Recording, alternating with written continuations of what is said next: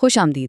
آج کے اس تجزیے میں ہم ایک ایسی زبردست اور چھپی ہوئی روحانی حقیقت پر بات کریں گے جو مایوسی اور امید کے درمیان ایک اندیکھا پل بناتی ہے۔ اکثر یہی لگتا ہے نا کہ مدد کرنے کے لیے جیب میں وسائل اور پیسہ ہونا ضروری ہے، لیکن آج جن حقائق کا جائزہ لیا جائے گا وہ اس پرانی سوچ کو بالکل بدل کر رکھ دیں گے۔ تو چلیے سیدھا اس دلچسپ موضوع کی گہرائی میں چلتے ہیں اور سمجھتے ہیں کہ کیسے ایک خاموش دعا بغیر کسی شور شرابے کے کسی اجنبی کی پوری دنیا بدل سکتی ہے۔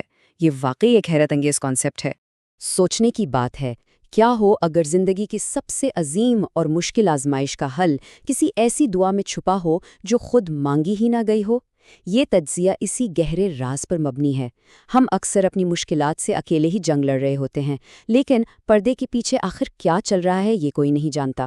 یہ بالکل ویسا ہی ہے کہ کسی راہ چلتے اجنبی کا خالص ارادہ کسی اور کی روحانی قسمت کو پوری طرح پلٹ دے۔ اور یہ تصور اس بات کا ثبوت ہے کہ جب ہم اپنی ذات سے باہر نکل کر دوسروں کا سوچتے ہیں تو اس کی طاقت لامحدود ہوتی ہے۔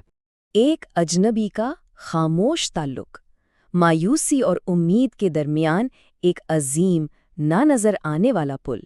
اس دلچسپ کانسیپٹ کو ایک کہانی کے ذریعے سمجھتے ہیں۔ فرض کیا جائے کہ سال 2026 کی اس اتار چڑھاؤ والی معیشت میں ایک تاجر اپنی پریشانیوں کی انتہا پر پہنچ چکا ہے۔ منزل بڑا واضح ہے، بالکل خالی دکان، تیزی سے بڑھتے ہوئے قرضے اور چہرے پر اتری ہوئی تھکن۔ یہ وہ ظاہری حقیقت ہے جو پوری دنیا دیکھ رہی ہے، لیکن رکیے، اس کے بالکل برعکس ایک نہ نظر آنے والی حقیقت بھی وجود رکھتی ہے۔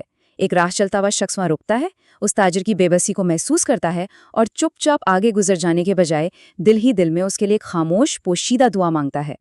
یہاں سمجھنے والی سب سے اہم بات یہ ہے کہ اس جدید دور میں سب سے طاقتور مدد ہمیشہ فائنینشل یا پیسوں کی شکل میں نہیں ہوتی، بلکہ یہ بالکل اندیکھی ہوتی ہے۔ ہمارے سورسز یہ بالکل کلیئر کرتے ہیں کہ کسی کے دکھ کو اپنا سمجھ کر خدا کے حضور پیش کرنا کسی بھی مالی امداد سے کہیں زیادہ اثر رکھتا ہے۔ یہ سیدھا روحانی دنیا سے جڑا ایک طاقتور سلسلہ ہے۔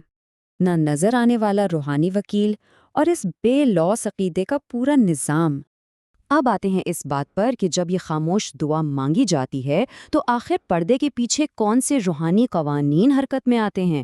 حدیث مبارکہ میں اس کی ایک نہایت خوبصورت تصویر ملتی ہے۔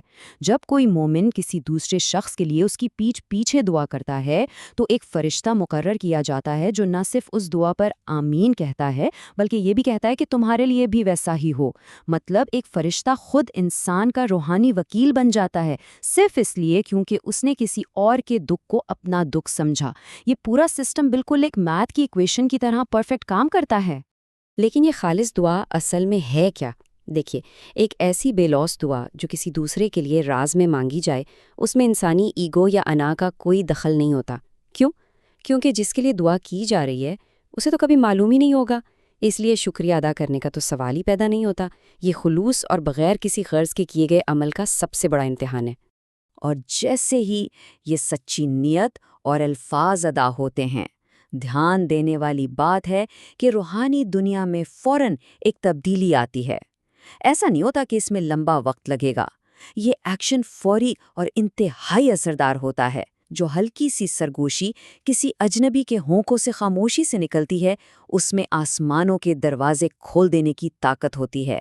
خدا کی مدد حرکت میں، ایک معجزے کے لیے منطق یعنی لاجک کو پیچھے چھوڑنا۔ چلیے اس سفر کو ٹائم لائن کے ذریعے سمجھتے ہیں کہ اس پریشان حال تاجر کے ساتھ اصل میں کیا ہوا۔ پہلا دن، مکمل مایوسی اور اندھیرا۔ دوسرا دن، ایک اجنبی نے اسے دیکھا اور خاموشی سے دعا کی۔ تیسرا دن، فرشتے نے اس دعا پر آمین کہا اور اسے منظور کیا۔ چوتھا دن، نظام کائنات میں اندیکھی تبدیلیاں آنا شروع ہوئیں۔ اور پانچواں دن، ایک حیرت انگیز کامیابی۔ اچانک ایسے واقعات سامنے آنے لگتے ہیں جو بالکل اس اجنبی کی دعا کے مطابق تھے۔ ایسے اتفاقات جو عام حالات میں کسی معجزے سے کم نہیں لگتے۔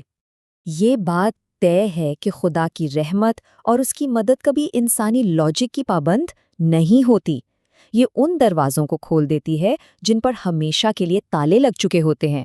یہ ایک زبردست ریمائنڈر ہے کہ جو کامیابیاں یا اچانک ملنے والی خوشیاں زندگی میں آتی ہیں وہ ضروری نہیں کہ صرف ہماری اپنی محنت کا ہی نتیجہ ہو سکتا ہے وہ کسی اور کی اس خفیہ رحم دلی کا نتیجہ ہو۔ ہمدردی کا طاقتور اثر جدید دور کے اکیلے پن کا بہترین علاج۔ اب ذرا اس عمل کے اجتماعی فوائد اور معاشرے پر پڑنے والے اثرات کے ڈیٹا پر نظر ڈالی جائے۔ اس چارٹ کے مطابق 50% اثر معاشرتی ڈھانچے کو مضبوط کرنے پر ہوتا ہے، جب انسان ایک دوسرے کا درد محسوس کرتا ہے۔ 30% نتیجہ یہ نکلتا ہے کہ جس کو مدد ملتی ہے وہ اس رحمدلی کی چین کو آگے بڑھاتا ہے، اور باقی 20% وہ اس بات کو ظاہر کرتا ہے کہ دوسروں کا بھلا سوچنے سے اور خاموشی میں مانگی گئی دعا سے انسان کی اپنی ضروریات بھی خدا کی طرف سے پوری ہو جاتی ہیں۔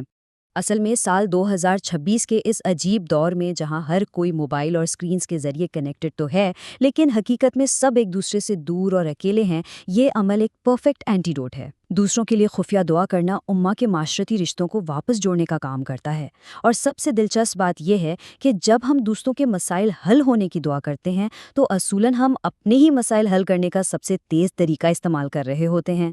ہے نا کمال کی بات؟ اس پوشیدہ طاقت کو جگانا اور روزمرہ زندگی کے کچھ عملی اقدامات۔ اب یہاں اس عظیم روحانی حکمت عملی کو اپنی زندگی میں لاگو کرنے کا بڑا عملی سبق ملتا ہے۔ اس کے سٹیپس نہایت سادہ ہیں۔